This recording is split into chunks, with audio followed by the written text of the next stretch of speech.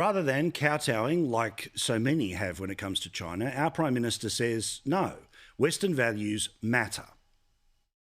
Our task is to ensure that such differences do not deny Australia and China from realising the mutual benefits of that partnership consistent with our own respective national sovereign interests.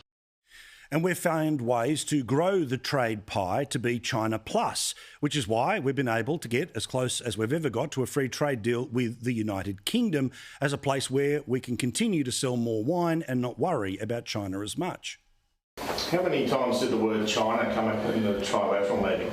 Well, you wouldn't expect me to be going into any detail about the specific discussions. What we had the opportunity today was to discuss the Indo-Pacific situation more broadly. Australia has no greater friends than the United States and the United Kingdom, and we've been working together on our respective security issues for a very long time. And as we speak, good men like Peter Dutton are forging closer defence ties, being able to push back on China with countries like Indonesia and most recently in India.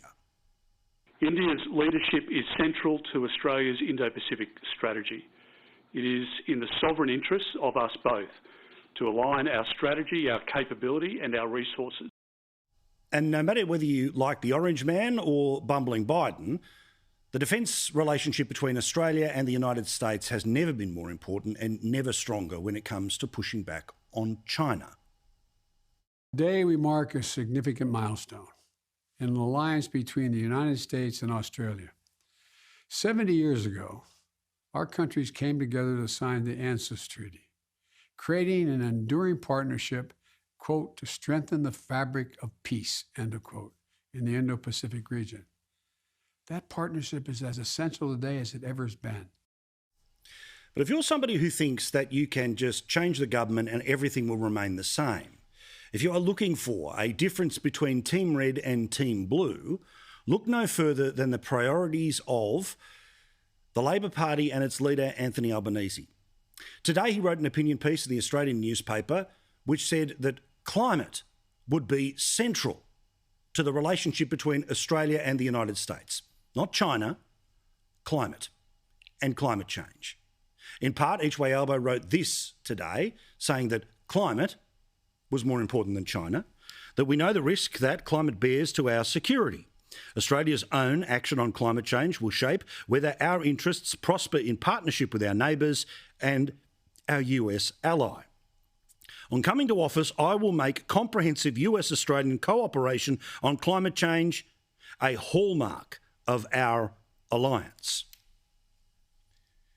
So Anthony Albanese has said in his own words, not out of context, that a relationship with the United States on climate is more important than the relationship with the United States on China.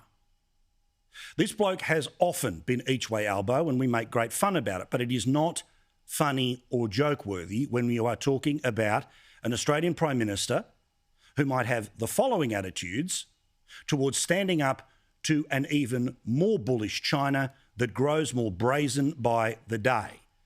Again, his own words.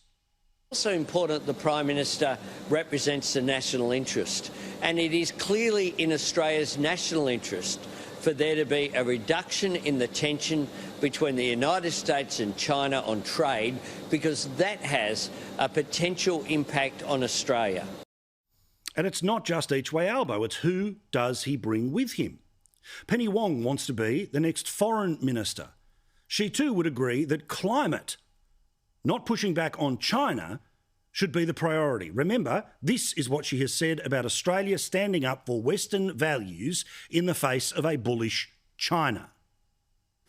The Prime Minister's first instinct is always to domestic politics. It's always to, as I've said, the photo op, it's never the delivery, it's always the political opportunity. Now, in foreign policy, in general, there has been a view from both parties that we ought not take that approach.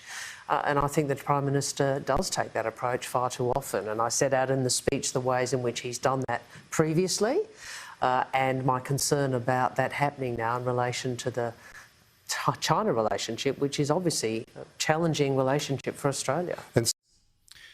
No matter what they will say between now and the election, Labor's default position will be to manage the relationship with China, which means to not displease China, which means to not confront China. And to not confront China means they get what they want wherever they want all over the world. There is a major fork in the road that comes up at this next federal election. It's not about vaccine delivery. It's not about JobKeeper.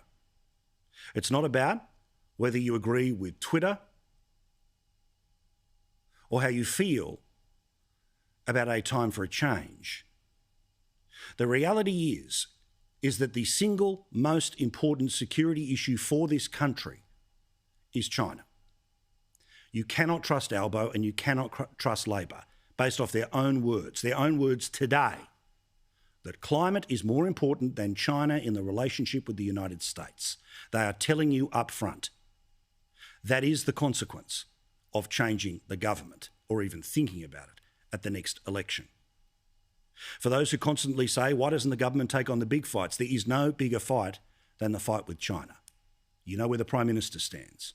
You know where Albo stands.